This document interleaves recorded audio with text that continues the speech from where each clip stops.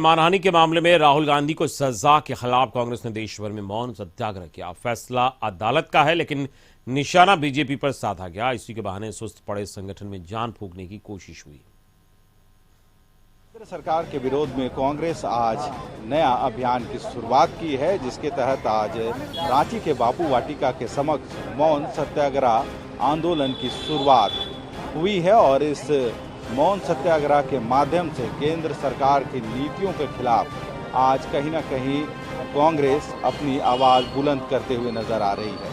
मुंह पर काली पट्टी लगाए कांग्रेस कार्यकर्ता रांची के मोरहाबादी मैदान में बैठे हैं। विरोध राहुल गांधी को मोदी सरनेम मामले में सजा का हो रहा है। आरोप है कि बीजेपी साजिश रच राहुल की आवाज को दबाने की कोशिश कर रही है।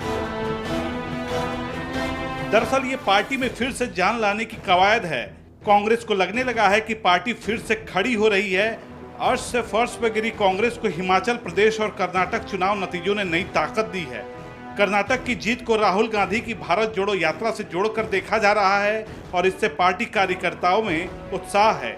ये एहसास हो चुका है कि जनता ने कांग्रेस को खारिज नहीं किया है और नरेंद्र मोदी के बरक्स राहुल गांधी को खड़ा किया जा सकता है। ये बताने की कोशिश भी हो रही है कि राहुल गांधी को राष्ट्रव्यापी समर्थन है। कहा जा रहा है कि बीजेपी के नेता ऐसी टिप्पणी करते रहे हैं, लेकिन उनके खिलाफ कोई कार्रवाई नहीं होती।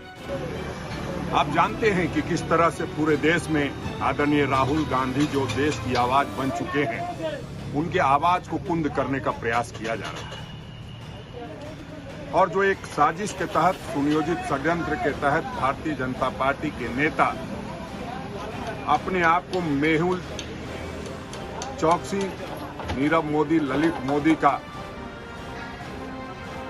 तथाकथित रिश्तेदार बनने का दावा करते हुए न्यायालयों में मुकदमा किया और उस निमित्त कुछ निर्णय आए हैं। अभी हम लोग सर्वोच्च न्यायालय में जाएंगे। जो भी न्यायालय का निर्णय होता हम जरूर सम्मान करते हैं, लेकिन जो भाजपा की जो सुनियोजित साजिश है, षड्यंत्र है, उसका हम विरोध दम तक करते रहेंगे। अगले साल लोकसभा चुनाव के साथ झारखंड में विधानसभा चुनाव भी होने हैं। सुस्त पड़े संगठन में जान फूंकने के लिए आंदोलन जरूरी है। कांग्रेस के साथ सहयोगी जेएमएम का भी कहना है कि जनता केंद्र की नीतियों से उब चुकी है और हाल ये है कि बीजेपी एक-एक कर राज्यों में चुनाव हार रही है। गांधी जी के साथ आज पूरा देश खड़ा है। जो अन्याय, जो अत्याचार, जो प्रताड़ना उस जननेता के साथ हो रहा है, इसका जवाब तो जनता चुनावों में देती है। कर्नाटक की जनता ने जवाब दे दिया, हिमाचल की जनता ने जवाब दे दिया।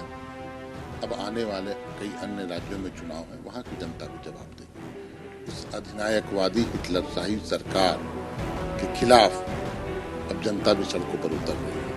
इधर बीजेपी ने कांग्रेस के प्रदर्शन पर सवाल उठाया है। पार्टी प्रवक्ता ने मौन प्रदर्शन को नौटंकी करार दिया है और कहा है कि कोर्ट के फैसले पर सवाल उठाना कहां तक जायज है। स्कैम में डूबे कांग्रेस या जो उनकी प्रतिमा के सामने बैठे हैं, तो सच में महात्मा गांधी जी का भी सर इन्होंने शर्म से झुका दिया होगा। तो हम पूरी देश की जनता जानती है, हम भी जानते हैं, ये सिर्फ और सिर्फ अपने युवराज को बचाने की नौटंकी है। और इनको समझना चाहिए, इनके युवराज जो है वो फुस बम है। इनको ये कितनी बार भी लॉन्च करेंगे, ये लॉन्च होने वाले नहीं। लोकसभा चुनाव से पहले कांग्रेस में जान फूंकने की कोशिश हो रही है। राहुल गांधी की सजा के बहाने कांग्रेस कार्यकर्ताओं ने धरना दिया। बीजेपी पर आरोपों की बौछार की गई। जिन राज्यों में कांग्रेस की सरकार है, वहां के मुख्यमंत्री भी सत्याग्रह में शामिल हुए। देखना होगा कि इस सत्याग्रह से कांग्रेस संगठन को कितनी शक्ति मिलती है और 2024 के चुनाव की जंग में कांग्रेस के कार्यकर्ता कितनी ताकत से जुड़ते हैं। केंद्र सरकार के विरोध में कांग्रेस का मौन सत्याग्रह कार्यक्रम में रांची के मोरहाबादी मैदान बापू वाटिका के समक्ष कांग्रेस के जितने भी मंत्री, विधायक हैं, प्रदेश अध्यक्ष, वे सभी शामिल हुए और कहीं ना कहीं सरकार, जो केंद्र में बैठी सरकार है, उसकी नीतियों का वे विरोध कर रहे हैं। और इस पूरे धरने के माध्यम से सभी मौन तरीके से अपना जो विरोध है वह दर्ज कर रहे हैं। हालांकि देखना होगा कांग्रेस को इस मौन सत्याग्रह से कितना फायदा हो पाता है।